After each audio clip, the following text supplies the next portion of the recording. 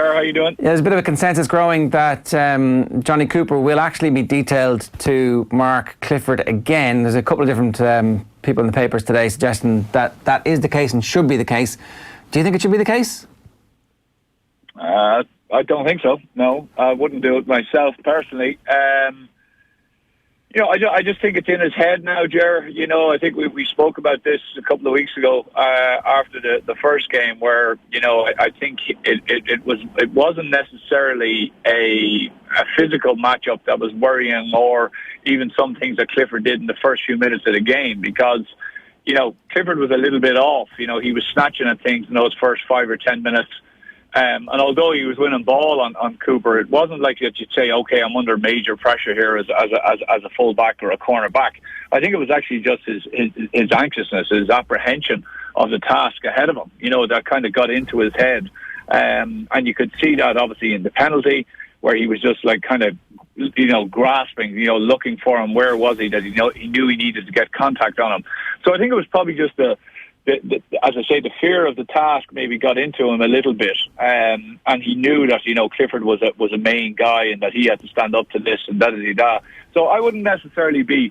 I would actually remove that from him now, and I'd say, listen, it's not about you. It's not about the last day. It's about you now stamping your authority on the game. We want to get you in a position where you can cause them damage, etc., and build them up that way. But I think he's definitely needed in that backline. Like I just think that the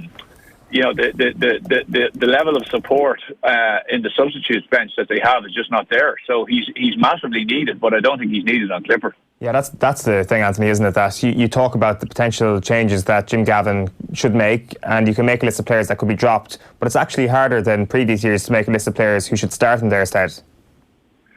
Yeah, like it's funny, Owen. When you really scratch the surface, they brought Darren Daly came back in last time. I don't think he's been around for a while on the 25 or 26, and he came back into the panel. So, and then Keane Sullivan didn't look 100% to me. He came out. He came out actually after the photograph the last day. So I don't know if this is a thing. I've never noticed. I know McCaffrey, which we all know, likes to get into the dressing room first, and certain lads usually sometimes like to do things. They like to leave the dressing room last, or they like to be the first out, or whatever it is, or the second to first out. But he was actually, he came out way after everyone else. Like the photo was over, everything was done, and he appeared out. And I was kind of observing him during the warm-up, and I was thinking to myself, I said, he's not moving 100%. But I was thinking, like, why would you waste a substitute's role then on a guy who's half-cocked? Now, Gavin does hold him in massively high esteem. And we know he's played in matches before where he probably hasn't been 100% right. But his intelligence and the way he plays the game allows him to be in positions that, as an outside man, as an opposition player, be it you're a half-back or a midfielder, you look up to give that ball. Now, this is something that we don't see as supporters, but the man on the ball sees it, because he just sees Keane O'Sullivan in his eye line. He's blocking off that kick, and he says, okay, I can't go there, and he has to go somewhere else. So he does an awful lot of unseen work, which a sweeper's meant to do. But really, outside of him, you're kind of saying to yourself that they have to switch a few things around. Merchant is obviously the obvious one that would come in. But I think Kerry would be quietly confident that if Merchant started, that they could do a plan and try to get him isolated in that full back line on one-on-one with a few fellas, which would obviously play to Kerry's advantage due to his height disadvantage. Just on Keane O'Sullivan, like you mentioned the unseen work there, and I totally agree that if Johnny Cooper is playing the last day with a sweeper and he goes in to try and get that ball against David Clifford, which results in the second yellow card, if he knows that he has a sweeper somewhere in and around that situation, he doesn't pull the arm. And that is the sort of unseen work of Keane O'Sullivan. It is the unseen work of a sweeper, and you do wonder that even if Keane O'Sullivan isn't fully fit, that Jim Gavin actually just instructively says to any defender or a replacement for Keane O'Sullivan as a sweeper, just hovering around that full back line, don't let Clifford or Gainey or anyone like that get into one-on-one situations. Yeah, it is something that you need to do, Owen, and you're right in saying that. But the problem is when you're having your own issues with your own man, I'm not. But players end up, when you're trying to put out fires, they say, you know what, I'm going to put my fire out first. And although everyone is playing as a team and trying to help each other out, as you see that ball go in and say, say it's James McCarthy's saying, if I drop off O'Shea here and Clifford catches this ball, and I go in to help Cooper and he slips it back out to O'Shea buries it, everyone will be saying to me, why wasn't I sticking to my man? So there is a little bit, I think Gavin is the type of a manager that says, we're not going to kind of bow to Kerry's prowess. They have strength, but we also have strength. So we're going to go one-on-one. We're going to stand up to these guys and we're going to show them what we can do. I think maybe for the next day he'll have to tip his cap to them and say, no, this is as much forward power as we've seen all year. We've really seen it up front. And yes, instead of, it's a bit of a collective, so the half-backs drop back in, the midfielders drop back in for the half-backs, the half-forwards come back and drop back in. So you just tighten things up a little bit. But there's no doubt about it, you can't leave a full back line high and dry as much as they did, certainly for Cooper the last day. But also, Kerry did it very well, Owen. Kerry, it's not just that it was coming from a lot of open play. They did it on a certain number of moves. They did it on a kind of a free out near the Hold'em stand for the penalty. So they did it on occasions where other guys could sprint out looking for the ball and you could isolate a man inside. Now, as a defender, what do? Do you just let him go out and get the ball? Well, now you've got two guys coming at you, or do you get right up behind that man and potentially expose him behind? So it's a really well-timed thing to do. They're not doing it really from general play where a guy could just sit back and drop off a fella. They're doing it more from structured plays. A couple of things strike me about this. How much of the conversation gets framed by what Dublin saw when they were down to 14 men? Because they were winning that game comfortably when it was 15-on-15. Now, granted, that was only for 30 minutes, and who knows what the hell was going to happen after that, and blah, blah, blah. But, are you tempted to go, lads, everybody calm down. We were winning this game with 15. No one go crazy here. No one gets sent off this time. We're going to trust you one-on-one, and if Clifford skins you once or twice, so long as he doesn't get a goal, that's okay. We can take Clifford kicking 4 points. We're still going to score 20. They're going to score 15, and we're going to win this game. Yeah, there's a lot of truth in that, Ger. But funnily at the game, I never felt, even when Kerry were 5 behind, I never felt they were really out of it. To be honest with you, I thought they were, because of the gaps in the defence and the amount of space they were creating. I thought there were just one good ball in over the top, or one decent turn by a Clifford, or a slip by a Dublin defender. They were only one little mistake away from opening a goal and creating a goal. So I think Gavin also knows that, and I think he's also very much aware of the fact that they have that in the locker. Like I said that to you about the Tyrone game, that they were creating chances in the first half against Tyrone and scoring chances that no other bunch of forwards would have done. Like, they stayed in that game by just their unbelievable ability to create scores out of nothing. And they have that. I think, you talk about Cooper. I think McCarthy was under serious pressure with O'Shea. I think he really didn't know how to handle him. He tried to be very physical with him and he got it right back at him. I think he was a bit afraid of his speed and his power. And then, you look across the line. I think Kerry will change it. I don't think Gavin White will start the next day.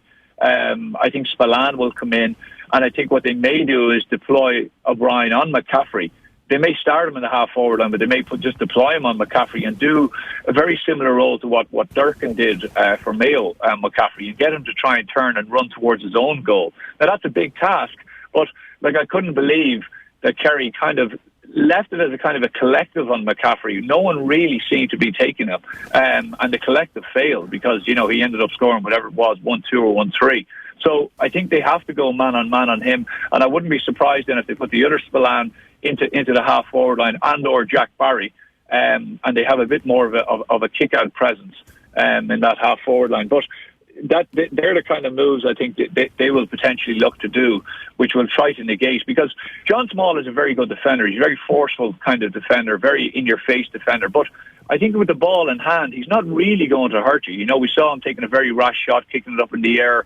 I'd be saying to us, Kerry, you know what? If anyone's coming out with the ball, you can give him the ball. I wouldn't be too overly out, but we definitely need to make sure that McCaffrey doesn't get the ball coming out. Yeah. And look, it's obviously easy for us to say that here, and suddenly McCaffrey gets a yard of space and away he goes. But there's a template there from what Mayo did to McCaffrey. Now, there was a couple of times where it was a bad pass to him, or he made a handling error inside the 21 that actually, if that doesn't happen, then I think people revisit exactly how well Mayo did in the semi-final against them, but that's for another day. One last thing I did want to ask was what happens if Merchant starts? How do Kerry engineer that, and what happens if Tommy Walsh starts? Is that like, in some ways, do Dublin not show their hand with putting Merchant on until they see if Jack Barry and Tommy Walsh and one of the Spillans is in the half forward line or full forward line? Then suddenly it's like, well, I'm not sure that Merchant's going to work today. I don't think, like, you know, I don't think Merchant will probably, like, Davy Byrne had a solid enough game, so, you know, he wouldn't come in for there. I thought Fitzsimons had a very good game, and I think Fitzsimons is the man for Clifford, by the way. So, you know, could Cooper come out and you may end up having a change in midfield, though, Jerry. You know, you may end up having McCarthy being pushed into midfield, or, you know, Gavin preempts the fact that Kerry will put a big man on the half forward line, and maybe McCarthy just goes back out to the half back line. So you end up with McCarthy, Cooper and McCaffrey in your half back line. You have Davy Byrne, Fitzsimons, and then potentially, say, John Small or Merchant to come in. I don't think Merchant will start, because how you engineer the height differential thing is that, you know, you get him just onto a guy, there's a bit of a switch, and then that guy goes in and just basically stands in full back. And what you try to do is or stand in full forward, so to say, and then you try as quickly as possible to get the ball into him, and cause a bit of confusion where Merchant is trying to maybe pass him on to someone else, and there's just that slight moment. Now, it may only happen for 10 or 15 seconds, where Merchant finds himself on a guy who's 5 or 6 inches taller than him, with a bit of space around him, and he's exposed. And all he needs is one of those, you know. And the Kerry guys, bar O'Brien, the Kerry guys are pretty, like, they're all probably close enough to 6 foot. Yeah. So you're saying no changes for Dublin, Anthony?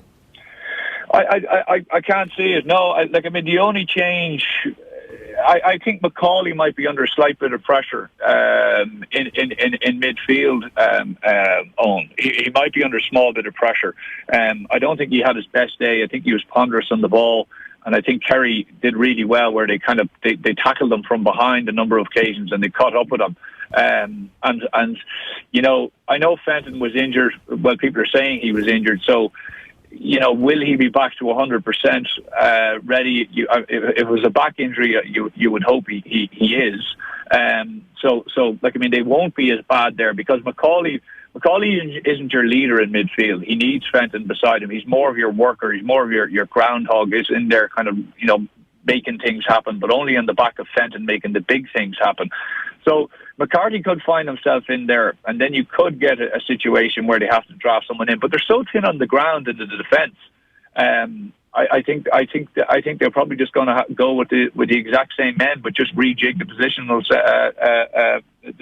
switches. Yeah. All right, Anthony, we'll let you go. Thanks a million for joining us this morning. No bother, George. Cheers. Anthony Moyles giving us some thoughts on the weekend's game. What do you think is going to happen? I think Scully. If I was changing the team, I'd take Scully out. I would definitely leave Michael Darragh-McCauley in the team, given I think that he is the perfect foil for Fenton. If Fenton's not fit, do you still have to put him out there? You probably do. Who are you starting instead of Scully, though? Merchant. And how does that shuffle positionally? Well, I'm trying to get... You're playing Cooper on the half back line then? Yeah, I am. Are you pushing Jack McCaffrey then maybe into a more forward position? If you're preempting the Stephen O'Brien move... Well, it depends. I don't think Stephen O'Brien's going to man mark. I don't think Stephen O'Brien's going to man mark Jack McCaffrey. Is he? Does that not ruin his opportunity? Does that not ruin any chance he has of being involved in the game? Well, he wasn't exactly that involved in the game last time. I think Stephen O'Brien should go on Jack McCaffrey if Dublin end up playing Cian O'Sullivan, because I think that will leave that space in between the midfield and the full back line a little bit more open. And I think that was one of the main reasons why O'Brien failed to get into the first game. Why? Because they didn't play a sweeper. They had a full complement of half-backs, and that space was just clogged up for Stephen O'Brien. Stephen O'Brien thrives in that place where a break develops in midfield, and then there's acres of space, just like how Jack McCaffrey scored his goal. I'm coming around to initially I was get a sweeper in. No matter what you do, get a sweeper in and keep that on that side. I'm from a Dublin perspective. Yeah. I'm not sure anymore. I think that, I get the whole... If Kerry had their wits about them in the first 15 minutes, they'd have been 2-4 to 2 points up. Instead, there was wild shooting, a missed penalty, and they just weren't calm. But there was goal chances there for them. Mm-hmm. Throughout the match, there were goal chances there for them. But I think that's because the matchups were wrong. And I think that it depends on what Kerry do, right? So if Kerry decide to play Tommy Walsh, then I think you have to make changes immediately and you have to respond. And I think that, like, if Kerry play Tommy Walsh, I'm putting Philly on him, probably. And I'm putting Johnny Cooper, probably I'm putting Johnny Cooper on Gainey, and I'm leaving Fitzsimons on Clifford. Now, that's a big if, because I don't think Tommy Walsh is going to start. I don't think so either. I think that the case he made in the first game was one of a substitute as well, and I think he's a fantastic option off the bench. There is an element of poker about this. You do want to wait for the opposition to blink first a little bit, and that's not how poker works. Everybody has their turn. Bit of an old Wild West shootout, really. Who's going to draw first to all of this? And I think that they'll both play it safe. I think Anthony could be right in terms of the fact that Dublin are going to make no changes, actually. But if I was Jim Gavin, if Cian O'Sullivan is 80% fit, I start him. But Brian Harrod can be your sweeper without making any changes. You can actually have that, and he was playing very deep anyway. Could Scully be that guy? Maybe. And look, I mean, Scully made a run to the back post that if somebody picked him out, he would have had a goal in the first 15 minutes, and everybody's like, oh, Scully played really well, didn't he? So, like, a bit of this is definitely, without seeing the stats that the teams actually have, for us, it's a little bit of scoreboardism.